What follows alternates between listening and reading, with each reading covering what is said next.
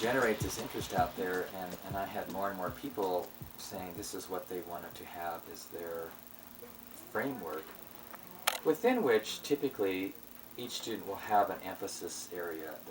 They're focused more heavily on perhaps one of the realms or two of the realms, and then what we use this for is a kind of a balance point. That we like to say, we want to have coursework and experience in each of the four realms. And now it comprises almost 20% of all of our liberal arts degrees. We're a liberal arts institution. And it continues to expand. And I think it's simply because, in the sense of maybe Joseph Campbell, these folks have been called, they feel they've been called to be the facilitators of this more holistic vision. And I think it's in the same way that faculty members out there in their various institutions of the world, perhaps such as you, have the same vision that we can no longer afford the luxury of having this kind of, what is it, I've heard the term disciplinolatry, that you're trained as a geographer, or I'm trained as a journalist or whatever, and we continue down that path as if these other considerations didn't apply. And I'm not arguing against the need for specialists. I think we still need people who, dig in deep.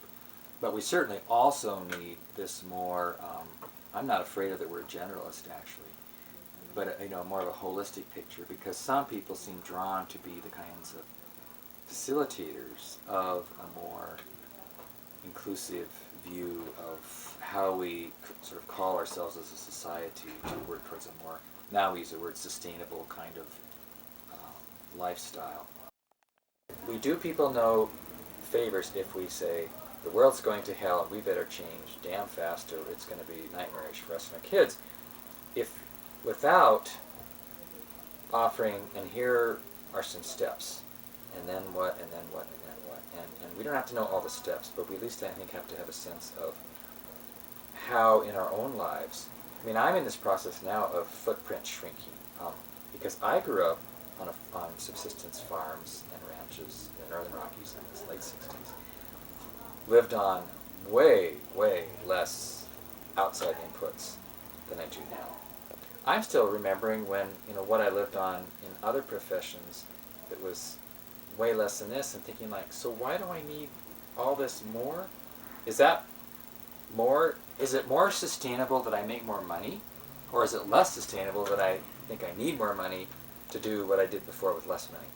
So good God, this is just maddening. I'm trying to figure this all out. But I'm happy to engage in these thoughts, because I know for sure that my lifestyle cannot be continued to be supported given what's coming in terms of resource insufficiency and so forth. I still have a little old garden out back, and I've got a wood pile, and if I could, I would live in a smaller house if we ever move, and every time we move it's going to be smaller footprint. Because we once lived in 400 square feet. We proved that two people who love each other can continue to love each other in 400 square feet. It was a good challenge, and there were days when I didn't know if it was going to be possible, but now I live, because that's the smallest house I could find, it's 1,100 square feet, which by 2007 standards isn't even half of what the average for two people. Most of the new houses here are 3,000 to 5,000 square feet for two people. How big is a house? Love it, because they really